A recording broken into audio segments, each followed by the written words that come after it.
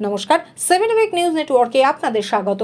আরজিকর কাণ্ডের আবহে যখন বিচারের দাবিতে সরব হয়ে উত্তর থেকে দক্ষিণ রাজ্যের বিভিন্ন প্রান্তেই পুজো উদ্যোক্তারা সরকার থেকে প্রাপ্ত পুজোর অনুদান দুর্গা ভাণ্ডার ফেরাচ্ছেন, ঠিক সে সময়ে একেবারে উলট পুরাণ দেখা গেল উত্তরবঙ্গের মাথাভাঙায়। মাথাভাঙা সেন্ট্রাল হস্টেল মোড় দুর্গোৎসব কমিটির উদ্যোক্তাদের অভিযোগ, তাদের পুজোয় সরকারি অনুমতি মিললেও মেলেনি পুজোর সরকারি অনুদান। পুজো উদ্যোক্তাদের দাবি, গত 6-7 বছর ধরে তারা পুজোর আয়োজন করলেও হাইকোর্টে মামলা করবার পর গত বছর থেকে মিলেছে সরকারি অনুমতি। আর সরকারি অনুমতি মেলায় এবছর বাজেট বাড়িয়ে বড় করে পুজোর আয়োজন করেছেন তারা। সেই অনুযায়ী মণ্ডপ তৈরির কাজও শুরু হয়ে গিয়েছে। কারণ পুজো উদ্যোক্তারা ভেবেছিলেন সরকারি অনুমতি মেলায় পাওয়া যাবে সরকারি অনুদান দুর্গা ভাণ্ডারের 85,000 টাকাও।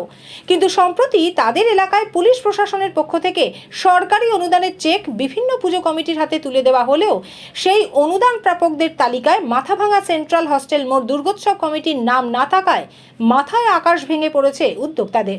প্রশাসনকে জানিয়েও মেলেনি কোনো সদুত্তর। এই পরিস্থিতিতে কিভাবে তারা এত বড় বাজেটের পুজো সম্পন্ন করবেন, সেই চিন্তায় ঘুম উড়েছে পুজো উদ্যোক্তাদের।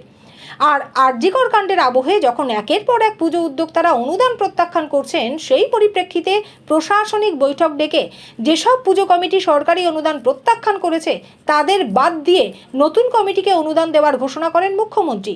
সেই আশাতেও ছিলেন তারা, কিন্তু কোনো সূত্র মেলেনি, জানালেন পুজো কমিটির এক উদ্যোক্তা অনিরুদ্ধ কুণ্ডু। সেন্ট্রাল হোস্টেল মোড় দুর্গা উৎসব কমিটি বিগত বছর আমরা সরকারি পারমিশন কপি হাতে পেয়েছি।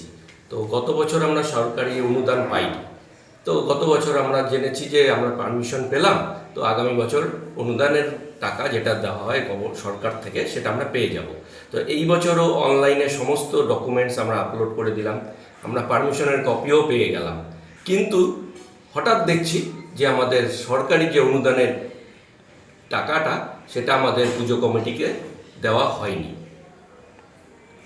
সেটা আমাদের কিছুই বললো না, আমাদের কাছে কোনো রকম এই ব্যাপারে এসডিও থানা কিছুই আমাদের জানালো না, কেন আমরা পাচ্ছি না। আর আমরা এই পুজোটার বাজেট সরকারি অনুদান পাবো হিসেবে ধরে নিয়েই আমরা বাজেটটা তৈরি করেছিলাম। এবার এই মুহূর্তে যখন জানলাম যে আমাদের অনুদানটা আমরা পাচ্ছি না, আমরা তো খুব চিন্তায় পড়ে গেছি। এবার পূজার বাজেটটা কিভাবে আমরা পাড়ার সদস্যরা পরিচালিত করব।